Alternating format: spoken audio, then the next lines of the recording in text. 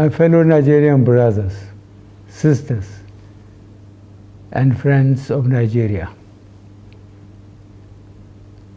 I address you today in my last assignment as a democratically elected president of our great and well-endowed nation, with a deep sense of gratitude to God, a great deal of appreciation to the Nigerian people, and a modest sense of fulfillment.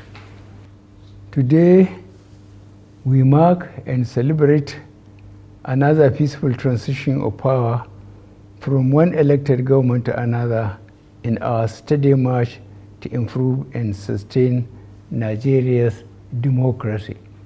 This year, we witnessed the most keenly contested presidential elections since the First Republic, and this demonstrates that our democracy is getting better and more entrenched with each election. We must, as a nation, improve and sustain gains we made in the electoral process on an incremental basis for Nigeria to take its rightful place among nations.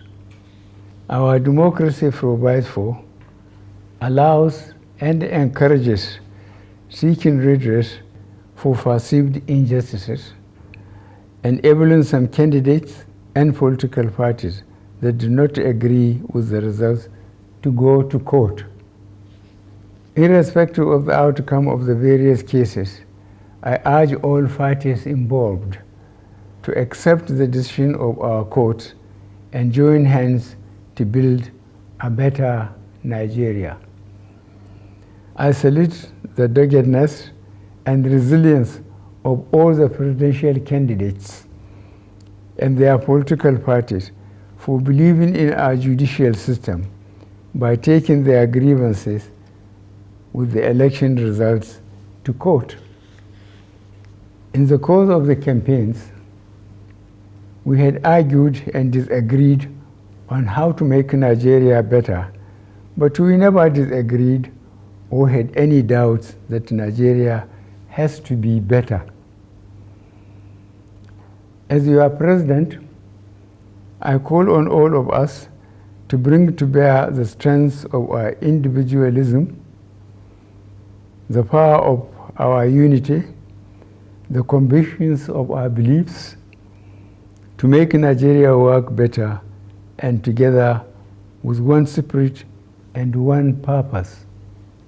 To my brother, friend, and fellow worker in the political terrain for the past 10 years, Asuwaju Bola Ahmed Tinubu, I congratulate you on the realization of your dream, which was propelled by a burning passion to put Nigeria among the leading nations of the world.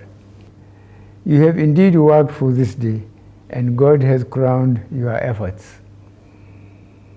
I have no doubt that your passion for excellence, reliance on competence, fairness in relationships, commitment to equity, loyalty to the country, and desire for Nigeria to be globally relevant would come through for you under God's guidance as you lead our country to levels higher than I am leaving. You are the best candidate among all the contestants, and Nigerians have chosen well. The last 8 years have been an exciting experience in my desire and commitment to see a Nigeria in which public goods and services are available and accessible within a united, peaceful, and secure nation. Fellow Nigerians, on the strength of your overwhelming support for me and my political party, I started this journey with a great deal of promise and expectation from you. I never intended to be just politically correct, but to do the correct things that will make meaningful impact on the lives of the common Nigerian. This high expectation was not misplaced because, like the ordinary Nigerian, I had grown tired of watching the country progressively moving away from the path of correctness. To ensure that our democracy remains resilient and our elected representatives remain accountable to the people, I am leaving behind an electoral process which guarantees that votes count, results are credible, elections are fair and transparent, and the influence of money in politics reduced to the barest minimum, and Nigerians can elect leaders of their choice. We are already seeing the outcome of this process, as it provided an even playing field where persons without any political godfather or access to money defeated other well-resourced candidates. The Nigerian economy has become more resilient due to the various strategies put in place to ensure that our economy remained afloat during cases of global economic downturns. You would all recall the supply chain disruptions and economic downturn that the world witnessed between 2020 and 2022 as a result of the COVID-19 pandemic. The depthness of our response to the pandemic still remains a global best practice. Furthermore, we increase the ability of the poor and rural Nigerians to earn a living, provide more food for millions in our villages, and gave our women opportunities to earn a living. Young men and women in urban centers were also supported to put their skills into productive use. Our administration also provided an enabling environment for the private sector to engage in businesses for which their return on investment is guaranteed. The private sector proved a strong partner in our drive to build a resilient and sustainable economy, as evidenced by the growing number of turnkey projects in various sectors of the economy. In the course of revamping the economy, we made some difficult choices, most of which yielded the desired results. Some of the measures led to temporary pain and suffering, for which I sincerely apologize to my fellow countrymen, but the measures were taken for the overall good of the country.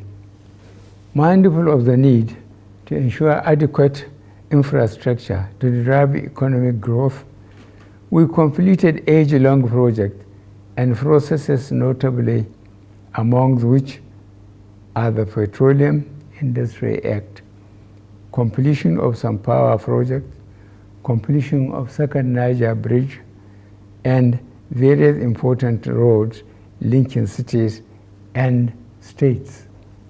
Our battle to ensure that all Nigerians live in a safe and secure environment have achieved considerable results.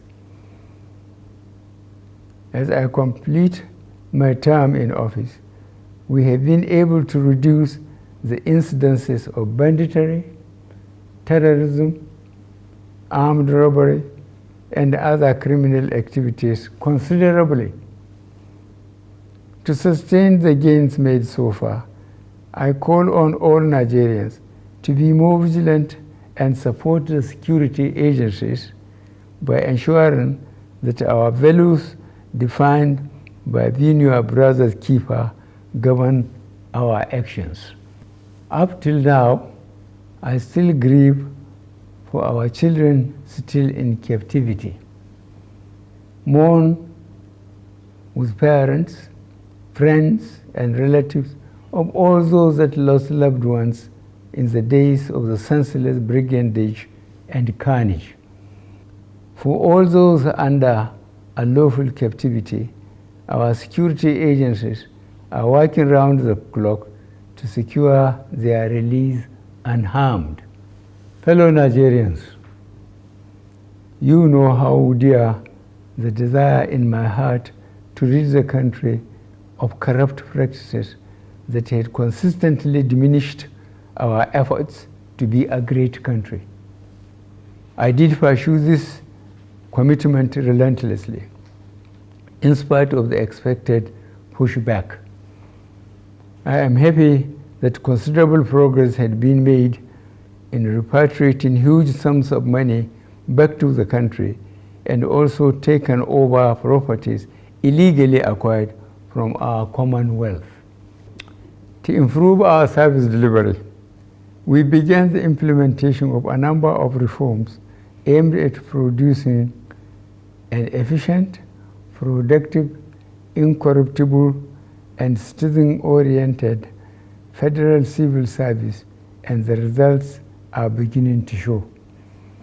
On the international scene, Nigeria's influence continues to grow as exemplified by notable Nigerians occupying headship and leadership positions in renowned global bodies. Our democracy is built on and continues to thrive on the principle of separation of powers. The leadership and members of the National Assembly deserve my appreciation for their patriotism, which did not detract from their roles as a check to the executive arm. I also want to use this opportunity to express my appreciation to a good number of Nigerians who provided their support and encouragement to help me navigate the exciting journey in moving Nigeria forward. I cannot and will not forget the millions who prayed for me during my illness in my first term of office. I am constantly praying for you and for Nigeria to thrive in peace. As I retire home to Daura, Katsina State,